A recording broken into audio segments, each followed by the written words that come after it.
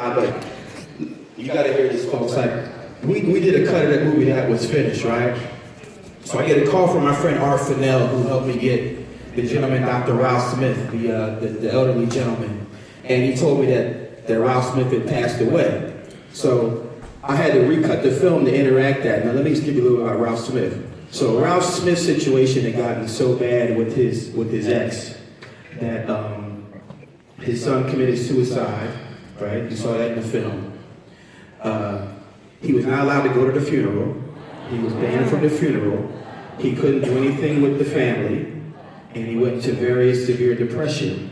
He was diabetic. His sugar went up to an astronomical level. They cut off his legs, right? And he just passed away. He lost the will to live. That's fact. So sometimes God, things work out the way they're supposed to work out. Like Ralph Smith was meant to tell a story in this film. It's the only way that I can mention it, because Ralph Smith came in to this film. I shot the scene at my friend Todd Rose's house, and you can see that there's vestiges of him when he's happy. You can see there's some points where he does smile during this interaction with me, because he felt comfortable talking with me. But at the same time, it shows the situation, the destructiveness of the system, because it destroyed not only his generation of life, but his son is now gone. And that's 2 lives that have been lost because of this breakup that he had that was so difficult. Second situation was, the film starts off with this courtroom scene when you see this African-American male who can't make the payment, and he jumps out of the window. My producer, my executive producer, Melody Forrester, told me that story. That happened with her. That was her client. That's based on someone that she knew. When she told me that story, I said, I gotta put it in the movie, because that's real.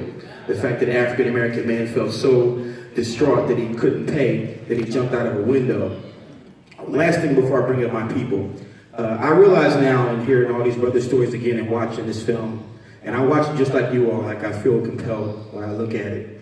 I see now that I'm the anomaly that I had 2 parents growing up. Like, I had 2 active parents that were concerned with me, and my mother and father gave me concern when they saw that I had gifts. They cultivated them, but now I realize in watching my own film, having a father really is a blessing. I think that we need to kind of realize that. And if you don't have a father, I'm being honest with you, I grew up in Germantown. I'm being honest with you, like, if I didn't have my father around, I don't know where I would be today. I can't honestly tell you. I can tell you one thing, I definitely would not be as productive as a person that I am today. So I want to make sure that I got those things out of the way. I want to bring up some people from my cast. I want to bring up Mr. Man Frisbee. Mr. Man is here. Please come up. I want to bring up Mr. Man. Come on up, brother.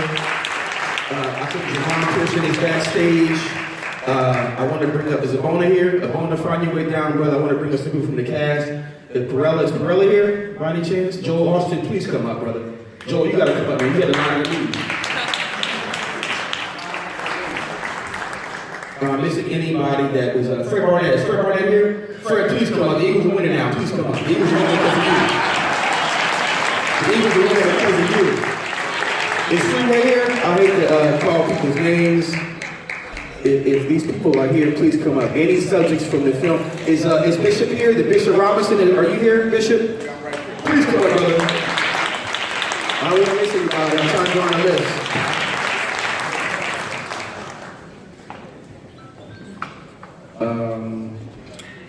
I know Shanice is here. Shanice Johnson? Shanice, please come up. If I'm missing anybody, please come up. I'm trying to go up the top of my head. Is Jermaine here? Jermaine Harris? You didn't see Jermaine? There he is. Okay, Jermaine, please come down, sir. If I'm missing anyone, please come up. Javon, I said, come on, Javon, please, Javon, please come up. Please come up. When this film is over, folks, and you guys are out in the lobby, I'm just blessed to be the conduit. Like, I'm the messenger, the emissary that God wanted to get to this message out. This is the movie right here. These people are the film. And they deserve a round of applause for their participation and their honesty and their bravery, because they didn't have to lend their talents to this film. There's Freeway. Freeway, please come up, brother, please. Freeway, please come up, brother. Because this story was very brave, sir, and you deserve a lot of credit for telling such a brave story. Please come around, sir. We're honored to have you as a part of this cast. Let me just introduce everybody once again. Shanice Johnson is also running for judge. She's going to win. She's already won the primary by landslide. She won by landslide. Mr. Man Frisbee, writer, author, cook. Javon Pearson is going down the aisle after this to open up for Cardi B. He's just coming down. Empire. And Empire, yes. Oh! Troy is here, sir. You look good. You look good. Jermaine Harris, Esquire. Can I get that mic to talk some shit? Fred Barnett, thank you so much, sir. John Austin, Mr. Robinson. I want to put that camera away, but Mr. Thomas Shaw, put that camera away. Put it away. I gotta feel it. Oh, Kathleen Walls is here. Dr. Walls, you were brilliant. She was going to show how my movie. I'm so glad Kathleen Walls is here. So I just want to open this up, folks. I don't want to be the dictator up here. If any of you all, okay, want to make a comment to any of these fine people who were brave enough to be a part of this film, let me just say one thing first. Is Reverend Buck here from Grace Baptist Church? Reverend Buck, can you stand up for me, sir? That's my pastor. Would you mind giving your thoughts on the film, sir? Would you mind saying a couple words, sir, just from where you are? I mean, I don't want you to move. Don't move, sir. I don't want you to get mobbed. People start asking you for prayers. I don't want you to heal anybody while you're here. Do you want to say anything about the film or anybody that stood out to you before I open this up? Yes, I think, first of all, I think it's appropriate that we thank you once again.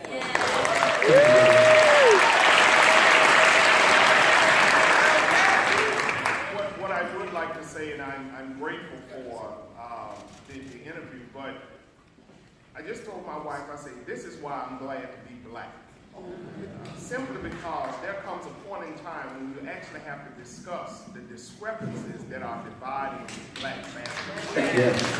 And from a pastoral point of view and dealing with the context of the church, that has become hate language. Wow. And so,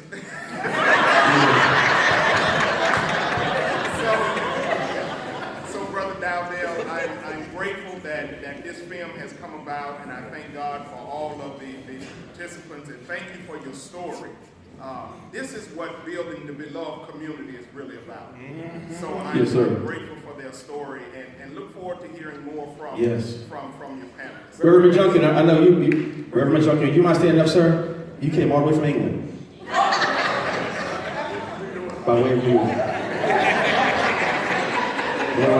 Dear Pastoral, Reverend, you want to say something, Mr. McJunkin? Please, Reverend, you want to say something about the film? I know you're also an avid film watcher as well, so please give me some feedback on Where's Daddy, and you think... Well, there's voices in here that we don't hear often. There's perspectives that go against the stereotypes, and it's the kind of ammunition and the fuel that we need to be able to combat the popular opinion. And bring some new information and new ideas and new understanding. So thank you all for sharing your story. Yes, thank you, brother. I want to pass this mic down to everybody and just, before I open the floor up, and just have everybody say a brief statement about why they got involved with the movie and what they thought about it. Brother Freewood, please, you're the first one with the microphone. I know you used to. Please. Good evening, everybody. Hope y'all enjoyed the movie. I felt as though it was important for me to be a part of it because a lot of people don't understand the struggle. I've been going through this even before, like, my baby mom knew I was going to be a star. When she got pregnant, she was like, ooh, I got you. It's a struggle, it's a constant struggle, and nobody suffers more than the kids, you know, so we really need to get it together. Good evening, ladies and gentlemen. I thought it was important to participate in this film just to give people an understanding from the legal side of what's involved with the child support, and that people really can, black men, they get taken advantage of when they come to court without representation. The lady that's next to me who's about to be a judge, she will tell you that as well. Hello everyone, I'm Shanice Johnson. I I've been doing child support and divorce and custody and litigation, and probably like the majority of my clients are Black people, and it is really imperative to me, at least to consult with an experienced attorney, not one who's doing personal injury one day, workers' comp another day. Somebody does marriage maintenance in family court every single day, because that is going to make at least a consultation, so you can at least know what you're going up against, and hopefully you can think about saving money towards getting a lawyer too. But that's a whole nother story. Okay, I'm Mr. Mayor Frisbee. I think I've said it all. If I had known that we were going to be in high definition, I would have got hair and makeup. That's a whole other subject. Melody, I would have had that Beijing. You know, I would have put it in my contract. It was zooming all up in that. I would have got it all done. I don't have much more to say other than sometimes when you see the stories and hear us venting, and sometimes it feels like commiserating, you might think that, oh God, they regret it. I have no regrets. This is my daughter right here. I know she's sick of child support. I'm hearing about it and seeing it. But it's like, I don't regret her. I love her to death. It's the best decision I've ever made, but I do still have to be a voice. Lord, why they give me the mic?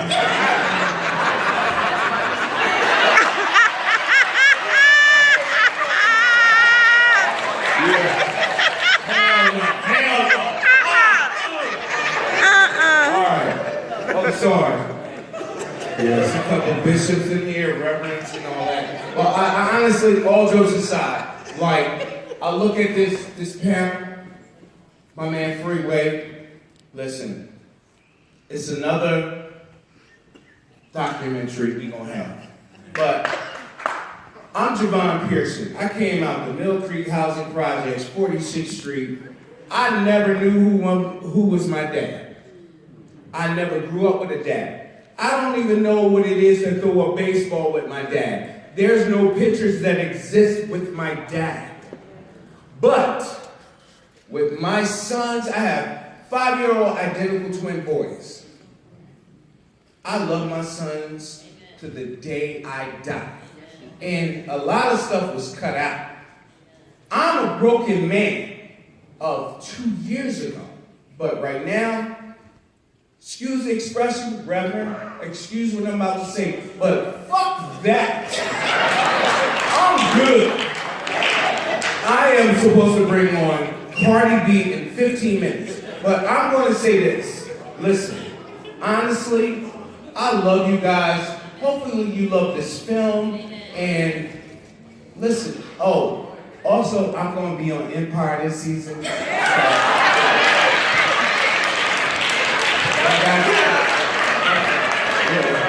I'm going to promote my stuff, and he came to my house. Listen, Rel came to my house, and Rel, you remember, I was at the worst of the worst.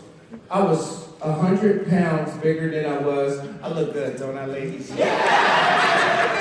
Don't I, boys? Yeah. Whatever.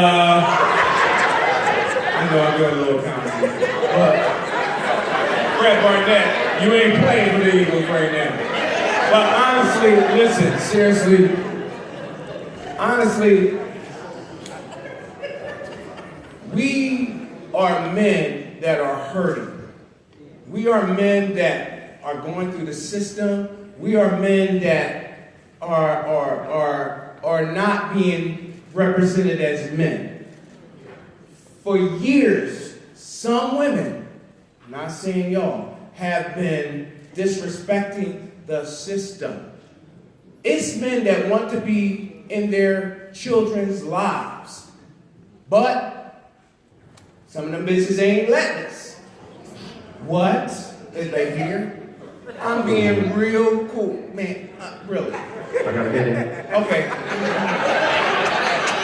And that shit. But the bottom line is this. It's men that wants to be in Yes, sir. We start with any children here, please. Yes, sir. As Pink Panther would say, exit stage left. You did it. Thank you, sir. No, you did fine. You did a fine job. Thank you, sir. Fred Barnett, please. Yes, thank you, brother. You did a fine job. Well, I gotta go, y'all, but listen. Listen. All right, here we go. Sir Barnett, please, sir. Hello everyone, I'm Fred Barnett. I wanted to get involved with this film because I wanted to bring somewhat of a different perspective. I had actually some positive feedback from the court system. I had a great lawyer. My wife and I, ex-wife and I got divorced.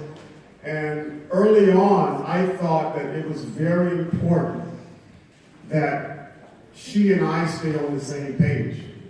Because there were some emotions involved. I mean, we were two people that were splitting.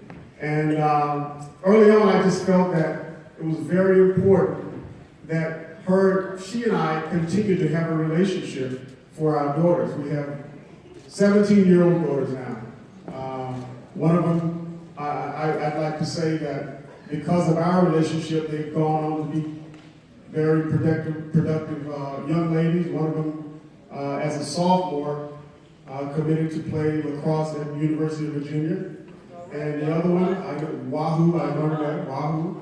And the other one is close to signing a commitment as well. So my perspective was very important in that it's really about the relationship and really about the outcome of the children. I have a number of friends.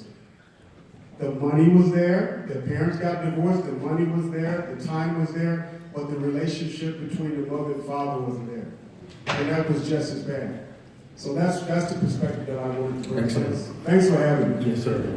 Joel Austin, you're going to have men now rethinking what they call, I love what you said about the garden tool. I'm not reviewing your language. I thought it was powerful. My name is Joel Austin. I'm president and CEO of Daddy University, and I'm not just the president, I'm a founder. Just a little Black history fact. Daddy University is 14 years old. We are the oldest male education company in the United States of America from West Virginia.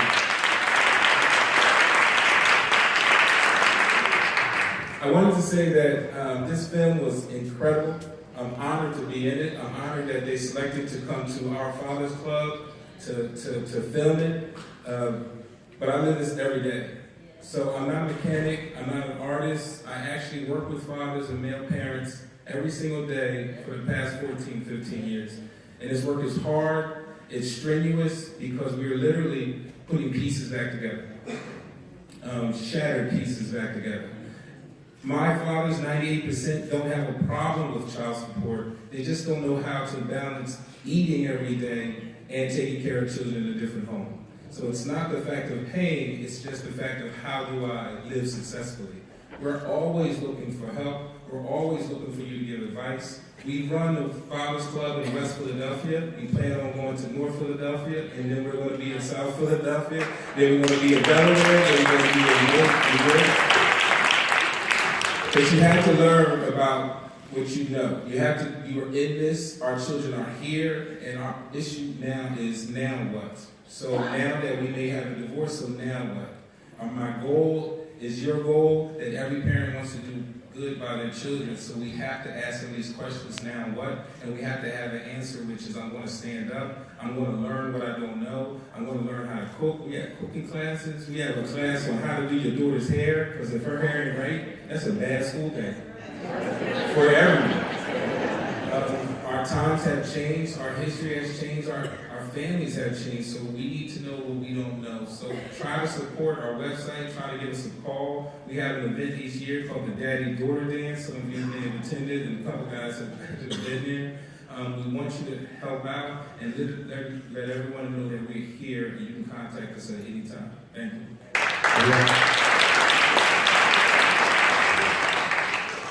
I would like to first give honor to God for his goodness and for his mercy.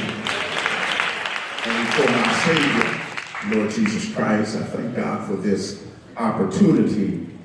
And just once again, let's thank God for Rel, because I didn't know where it was going to end up when he came to interview me, but what I did understand was the need to get out real information and truthful information and information that will help people to balance out their understanding. The Bible says in all you're getting, get an understanding. And what I've discovered that even in our country now, we need a good dose of just truth. If we can get truth, then we can get free.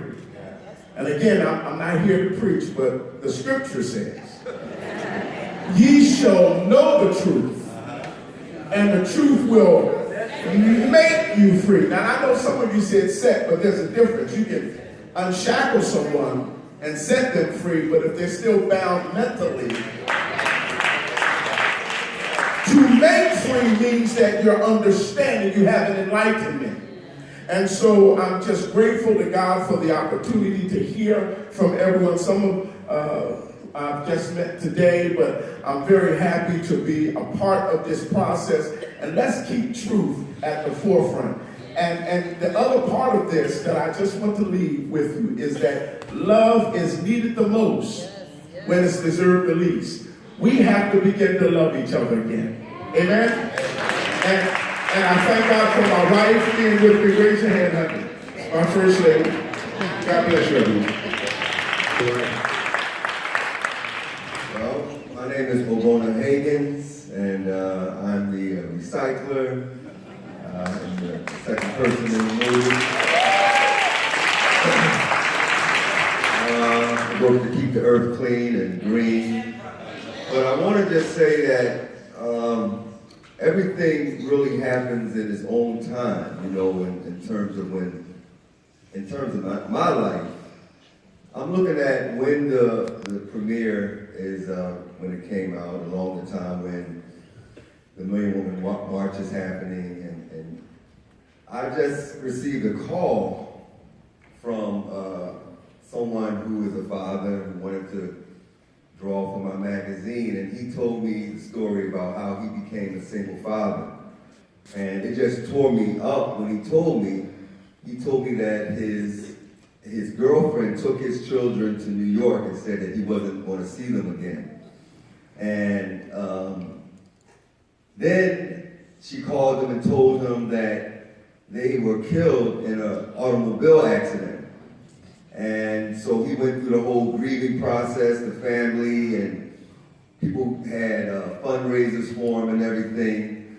And then come to find out, she just took the children to DHS.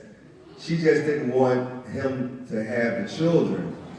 And, you know, I was criticized when I took my ex-wife, to court for custody, and you know, this call was 2 days ago, and it was really confirmation to me that I did the right thing, that even though she told me that she wouldn't do it, you know, a lot of people say what they wouldn't do, but you never know, and I just wanted to make sure that my twins were going to be in my life, and that I was going to be able to, you know, steer them in the right direction. And I'm just happy that Rel decided to make a movie like this to play a tribute to fathers and the accomplishments that they do. And I just have to say that one of my sons is here today, and he is he's up at the top there. I want you to know, people are sitting up in the balcony. What a great sight. Hey, Rel, I see you. He and his brother are just so wonderful. You may see him down at Rittenhouse playing his viola, and he gets so many gigs just from playing, you know, out there and everything. And his other brother, his brother is at Penn State, and my small baby he's with his mom. He goes to Greenfield. But the other thing, real quick, is about the village. And you see my grandma in there. My grandma was really tremendous and helping me to raise my sons. Oh my God. And, you know, I didn't know Rel was going to put the pictures in there, you know, of my grandma with my boys, but she helped me so much. But that just goes to show you that you can't just depend on yourself, you know, you gotta have that village. And I was criticized. He said, your grandmother raised them boys, you know. I'm like, you know, you don't see me leaving from South Philly to North Philly at night to make sure that they have their lunch and they get their clothes and everything like that. But I'm just glad that, you know, Rel was able to put this thing together, you know, and all the people who are part of the movie that made it just tremendous. And I really feel that it's really going to change the way that people look at particularly Afro-American fathers, because we are really doing great things. Every time I walk around, I see fathers, you know, holding their children and taking them on and off the bus and everything like that. So that's all I have to say. Thank you. All right, brother. Good evening, everyone.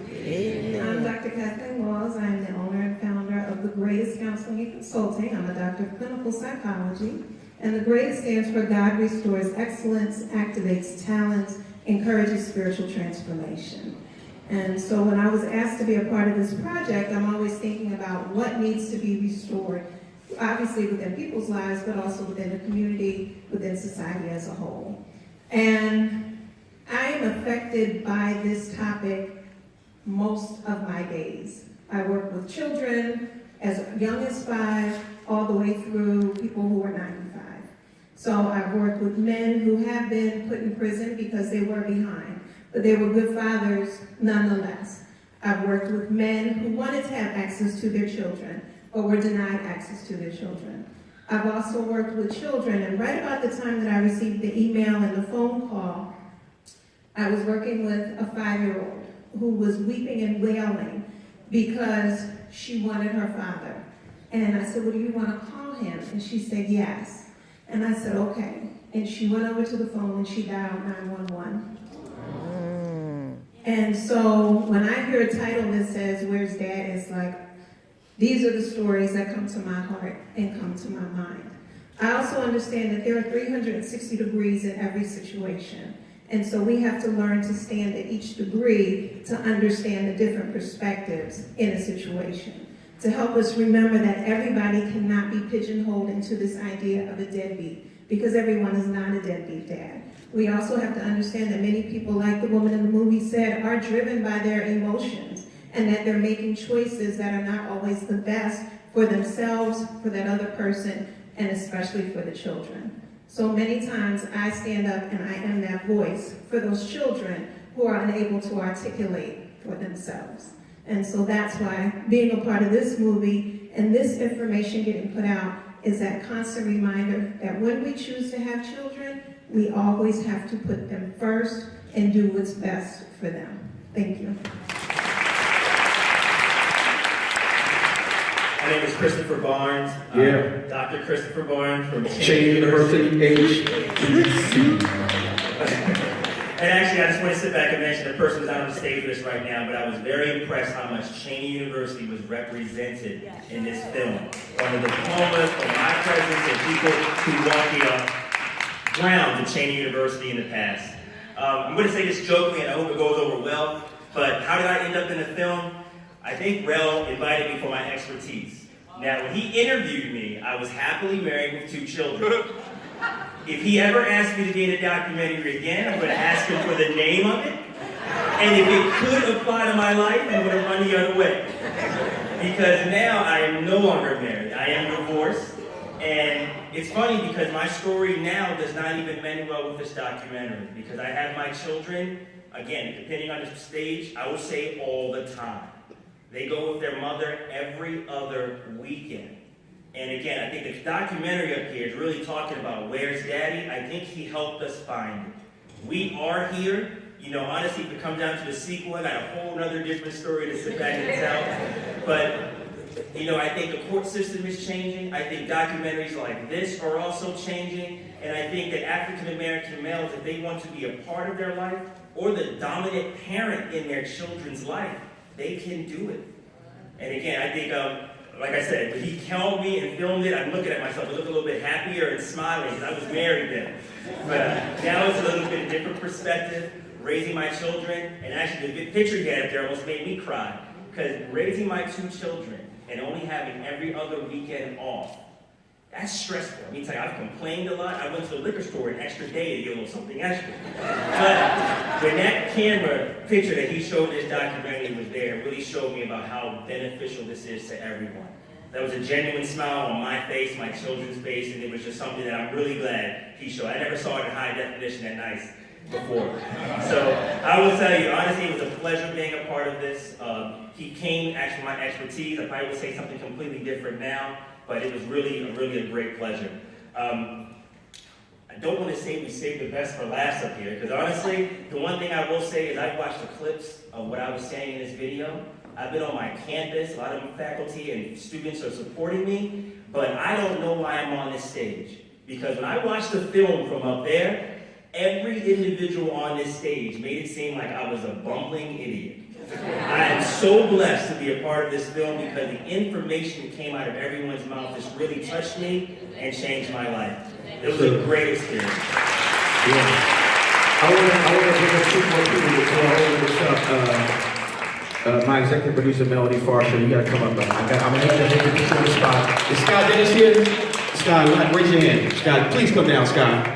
It's a very difficult craft. It takes a lot of skill, a lot of time, a lot of effort to put something like this together. So when you get a chance to make a film, I'm just letting you know, or write a screenplay, if your name is on it, always do your best. Study your best. This didn't come out well by accident.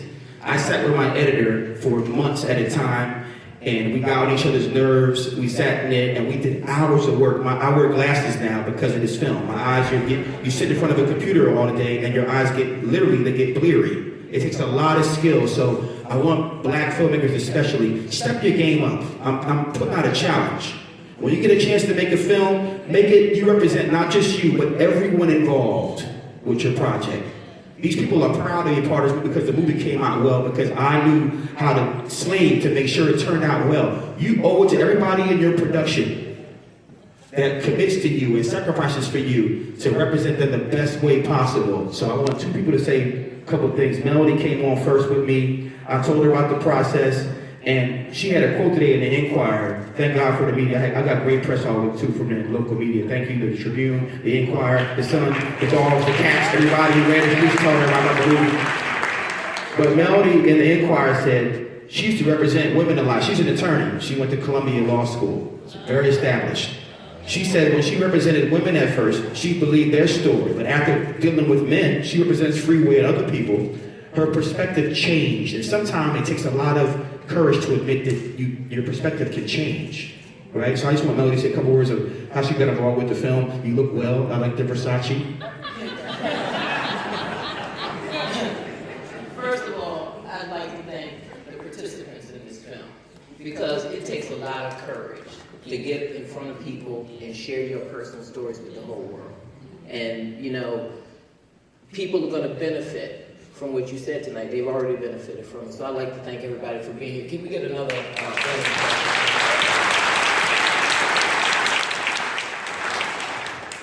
One of the things I like to see happen from this is I'm a lawyer, as he just said, I just want it to be balanced. That's what the scales are about.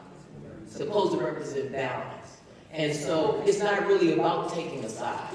It's not being on the mother's side or the father's side,